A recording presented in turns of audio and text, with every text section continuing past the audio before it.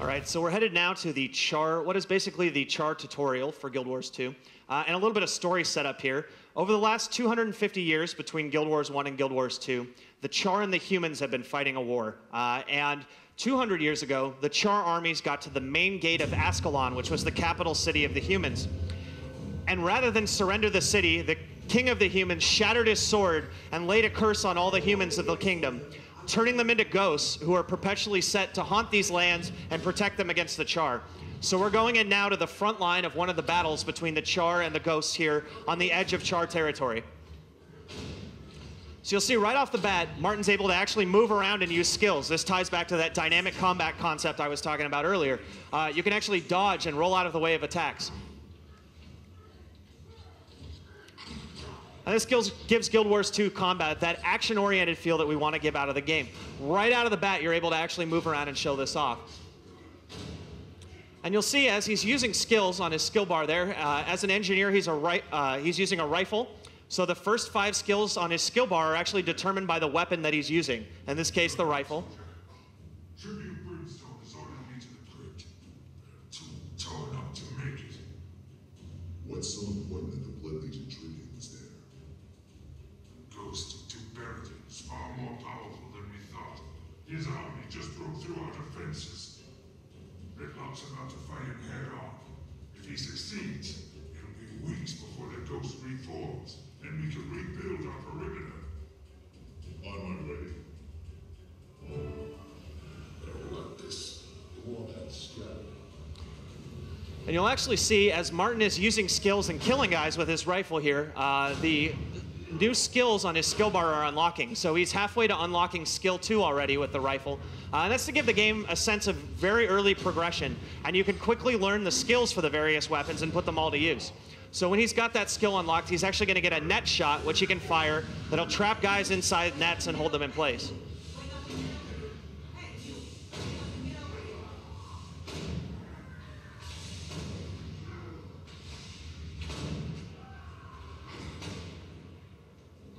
Skill 6 on his skill bar is actually his dedicated healing skill. All professions have a dedicated healing skill so they can self-heal themselves.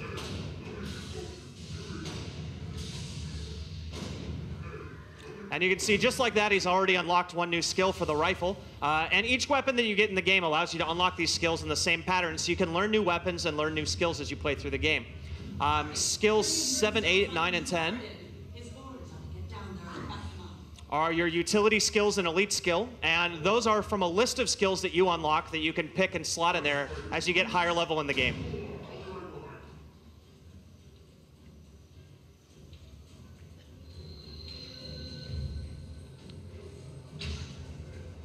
So you can see Martin's unlocked his net shot now, so he's trapping that guy in a net over there.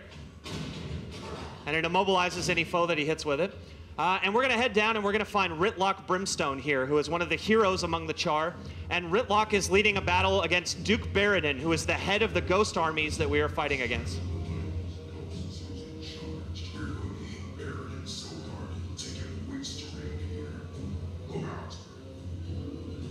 And just like that, we have found our first dynamic event. You'll notice we didn't talk to anybody, we didn't have to accept a quest, we didn't have to read anything. Literally, we walked right into this content, and now we've joined in a dynamic event in the world. And this event, just like any event, will scale in difficulty, so the more players that are here, the more waves of ghosts that'll come to attack.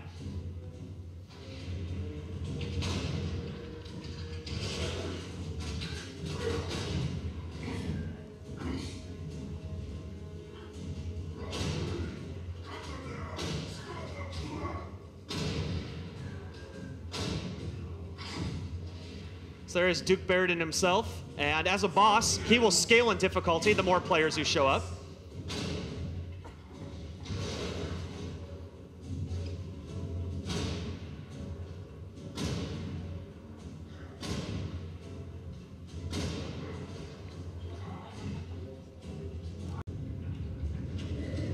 He does this scream here that fears you, and it summons ghosts who come out of all the nearby coffins when he does that. And then he'll also slam his hammer into the ceiling and make rocks fall everywhere. just as he did right there. And you'll see there's going to be red rings that appear on the ground where the rocks are going to fall. And this gives you an indication of the areas that you want to try to dodge out of to keep that sense of active, movement-oriented combat alive.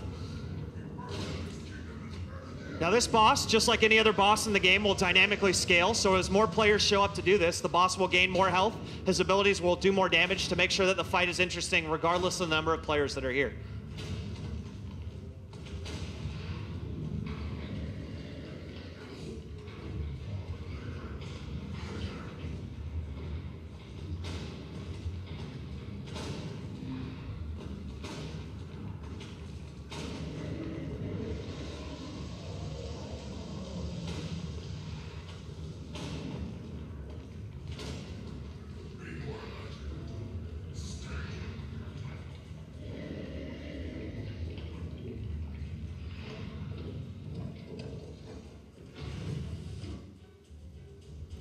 All right, so at this point in the game, we would basically head out into the open world. We could continue on our personal story and fight against the ghosts and continue along the story chain that we picked because we said we were going to be an Iron Legion char.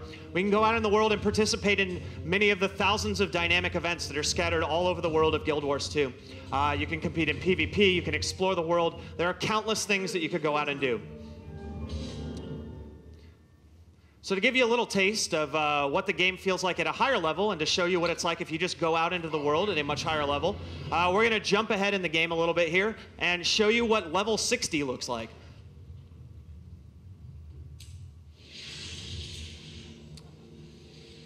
So we're going to take an Asura, which is our little diminutive race in Guild Wars 2, and we're going to play the Guardian profession, which is a little bit more of a support-based profession than some of the others, depending on which weapon set the Guardian happens to be using.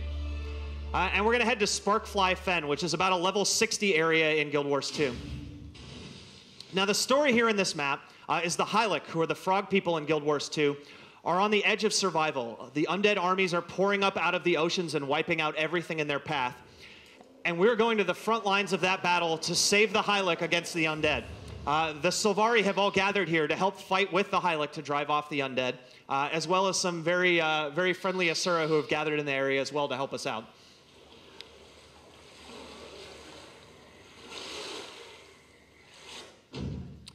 So we're going to show you one of the larger events in Guild Wars 2.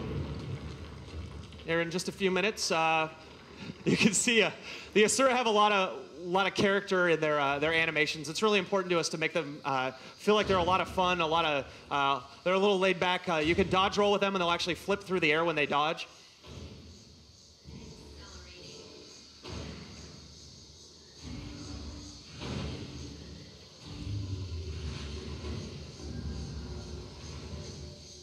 Martin's going to show you a few animations here for them. That's their taunt animation.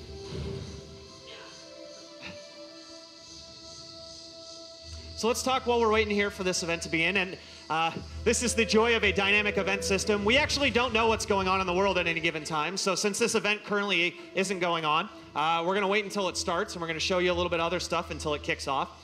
The idea here is that as you're exploring in the world, these dynamic events are constantly happening all over the world and changing the world for everyone. So every time you go somewhere in the world, you never know what you're going to experience. You never know what's going on. So the game is always new. It's always fresh. There's always something new to explore and discover. So for example, you could be down in this part of the map and run through here and you don't see anything. And then you come back a day later to play here and all of a sudden there's this massive event chain completely changing the content that's here.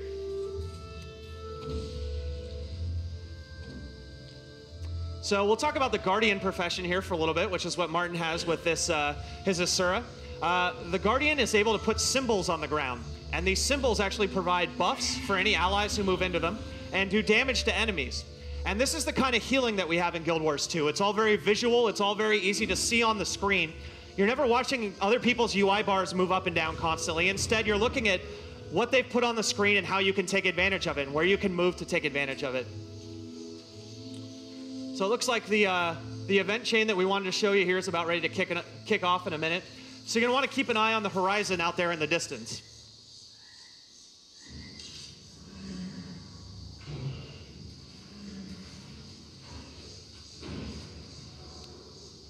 It seems some people know what's coming and have started to set up a few defenses here. It's worth noting there's a bunch of other players down on the show floor who are playing this with us right now. So there'll be a lot of players running around in here, hopefully helping this event scale up even more.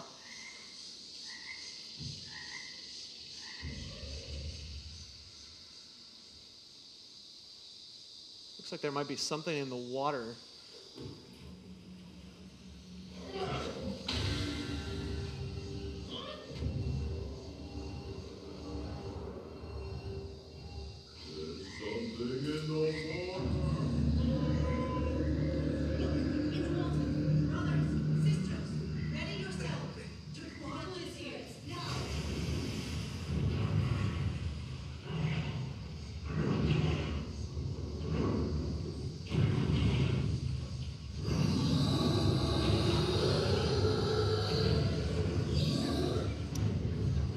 So this is one of the little dragons in Guild Wars 2.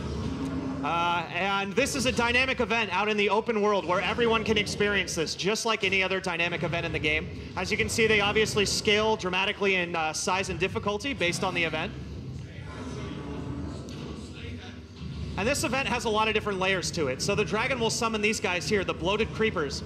And these guys will walk up to players, and if they get close to them, they'll actually explode, sending acid everywhere, and burning and damaging huge amounts to any player who gets nearby.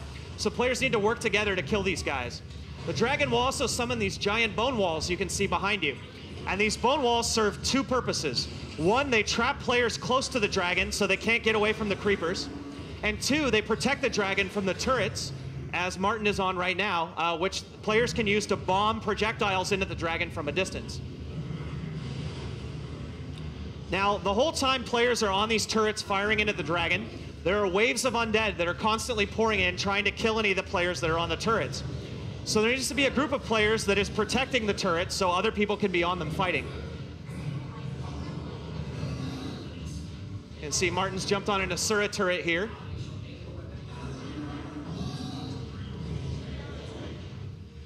Now, if you're up in front of the dragon, it's a dangerous area to be because he breathes poison all over the place out there.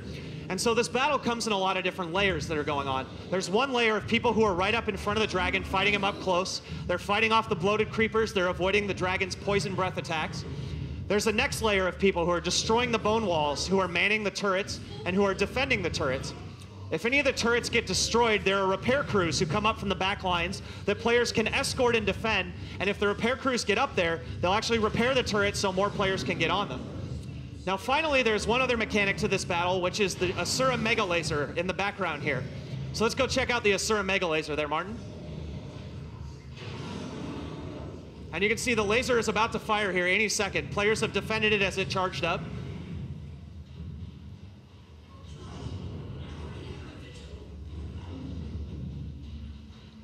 And the blast actually stuns the dragon for about 20 seconds, opening him up so everybody can run up here and unload a huge amount of damage on him while he's stunned.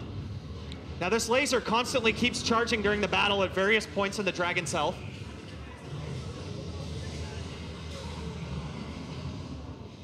You can see one of the bloated creepers has finished everyone off there. So at this point, we're showing our down system. You get a last chance to survive. Other players can come up and res you, as just happened right there.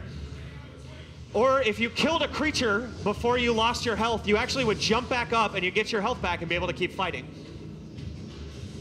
You can see the dragon has woken up from the laser and he's ready to keep fighting. And the laser is charging again now. So players need to defend the laser for the next minute and 30 seconds. And if they're able to defend it, it's going to fire again.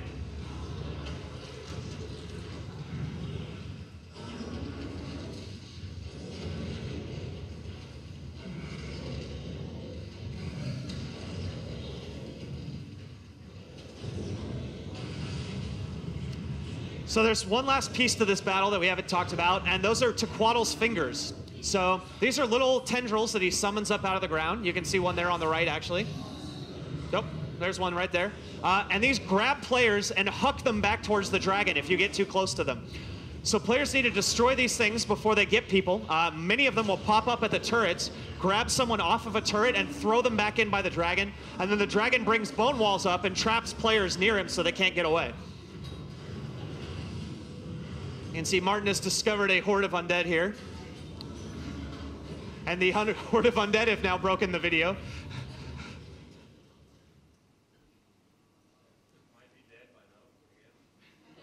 We'll see if we can get back in time to see him die. Hang in there. Oh, we're good. He's only halfway dead. So this battle requires about 10 players minimum or so to be able to do, and scales up to over 100 players in difficulty. So the more players that are here participating, the more difficult the boss gets, the more abilities become available to him, and the wider some of his attacks go. So that's a big part of every single event in Guild Wars 2. Most of them scale down to a single player in difficulty. Some of them are really large events like this that actually require at least a couple groups there to participate to be able to do the event.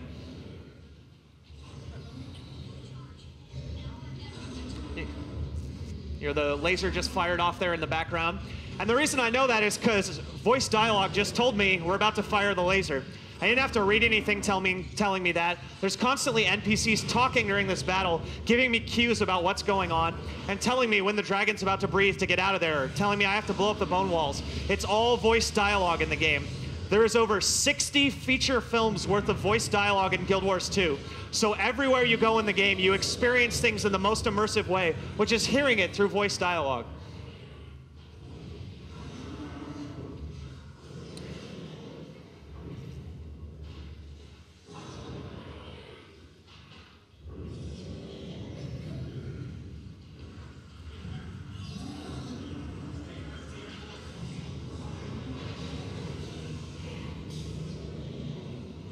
So you can see Martin has placed one of his symbols down on the ground there, which is one of the Guardian's special abilities. And that creeper just blew up who was inside the symbol. And another player recognized that was there and actually ran over and stood in it to get healed.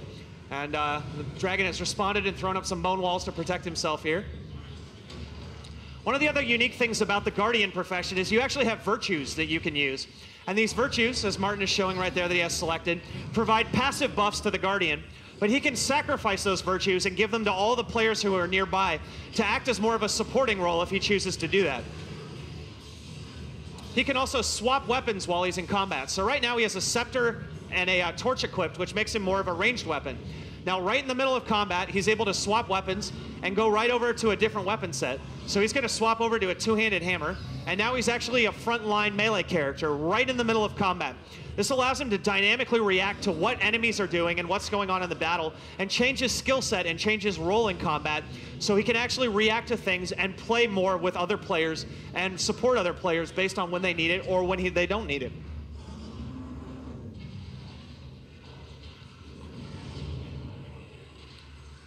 So in the interest of time here, we're going to go ahead and finish him off real quick. You can see he's stunned.